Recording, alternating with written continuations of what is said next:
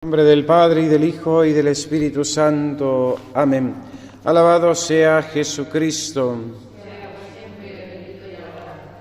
Celebra la Iglesia en este día la memoria de dos santos mártires que fueron papas de la Iglesia Católica en siglos diferentes, San Sotero y San Cayo.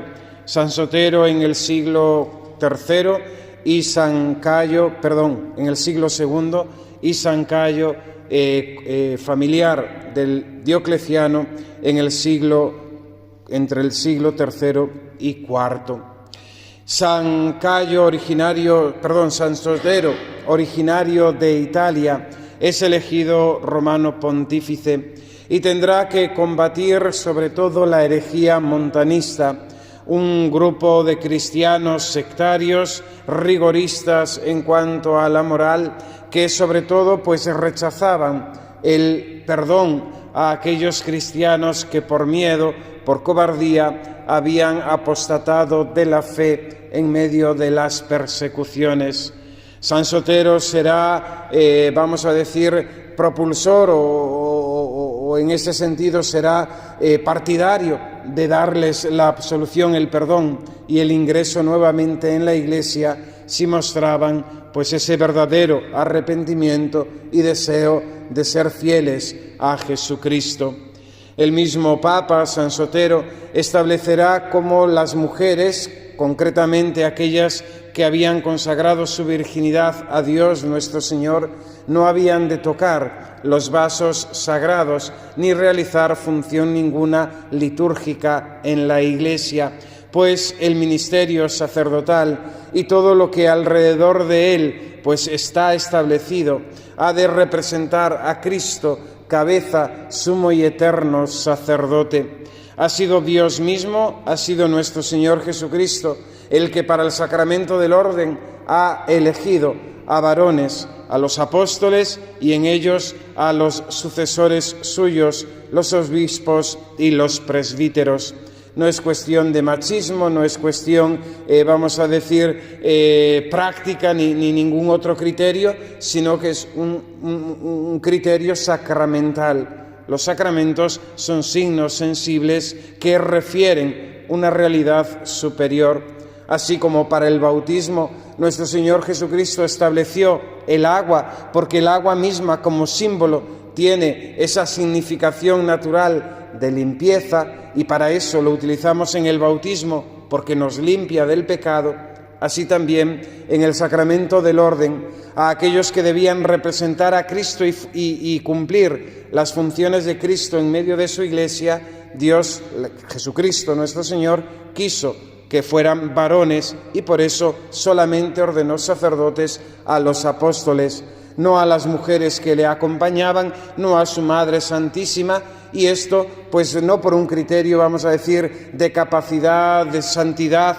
No hay más santa que la Virgen Santísima, y Dios nuestro Señor Jesucristo no quiso ordenarla sacerdote solamente a sus apóstoles. A ellos les dio la misión de renovar el sacramento de la Eucaristía, de celebrar la Santa Misa.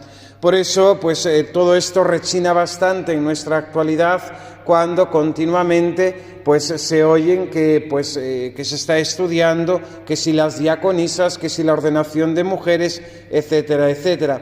Cualquier persona que tenga fe católica, cualquier persona que tenga el sensus fidei, el sentido de fe, entiende que esto no es conforme ni a la revelación, ni a la voluntad de Dios, ni a la praxis de la Iglesia durante 2000 años.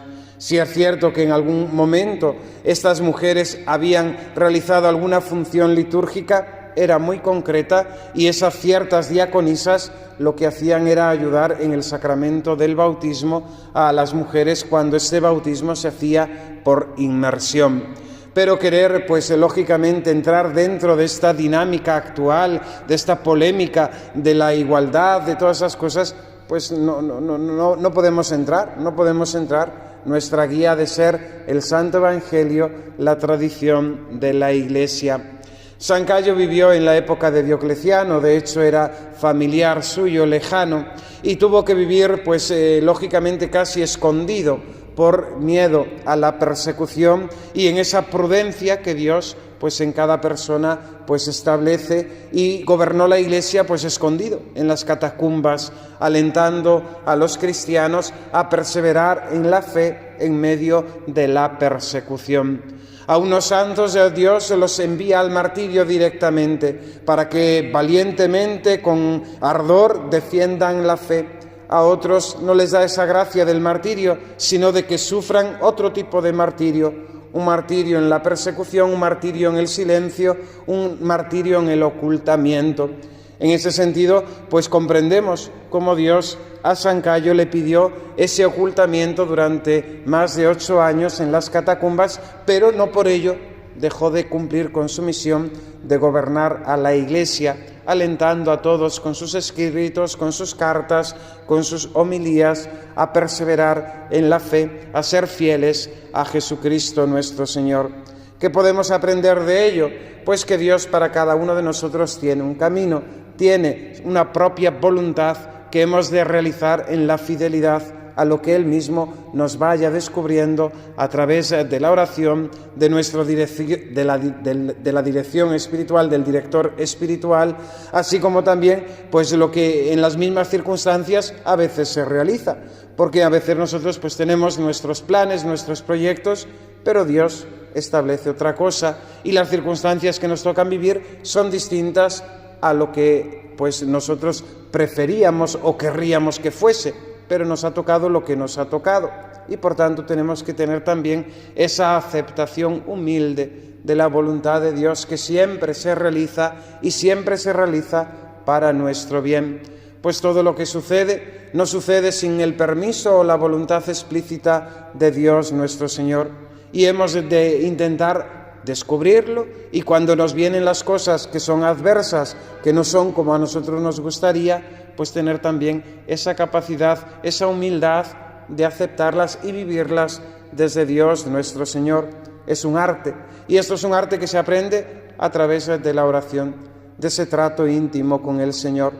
Lógicamente, como nuestro Señor Jesucristo, podemos expresarle al Señor que nos da miedo ese cáliz que nos da a beber, pero hemos de terminar siempre nuestra oración con la aceptación.